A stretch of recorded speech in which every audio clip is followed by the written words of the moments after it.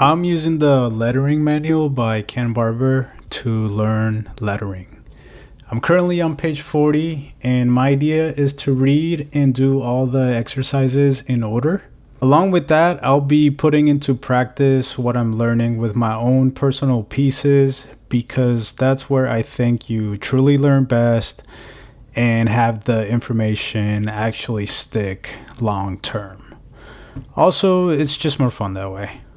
This week, I want to do a lettering illustration based off the Nike Air Max 95 just because I like that shoe and it's visually striking, and the design thesis behind it I think will make for an interesting illustration. But yeah, in the book, the first exercise was a mashup, which consisted of gathering two font families and combining them to create one new one. Not a full alphabet, but just a word. You grab whatever characteristics you like from each to make a new lettering piece. Okay, so this was the mashup exercise. This was the one example that Ken Barber used. So he used these two fonts to make these two examples. So he kind of used from this one, he used the thickness of it.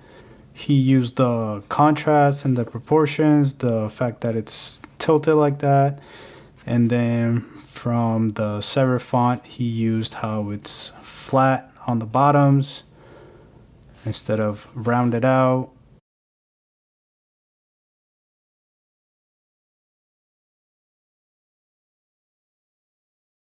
A little bit more consistent in the weight, like this one. And then instead of everything being sharp and squared off, it's more rounded, like the brush up here. For my example, I used Bodoni 72, I believe, and Futura. So from Bodoni, I used the serifs. I used the Futura M on this one, but I put serifs on it to mix it up, mash it up with this one. What else did I do? I kept the weight consistency of Futura. In the bottom one, I did switch up the weight, like the Bodoni font. I used the A from Bodoni, but I took the serifs off, like Futura. And that's about it.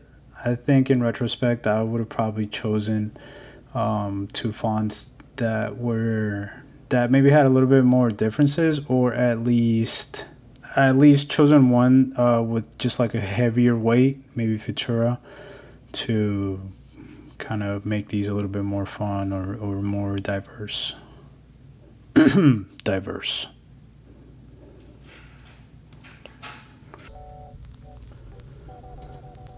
So yeah, like I was saying, this week I'm doing an illustration based on the Air Max 95.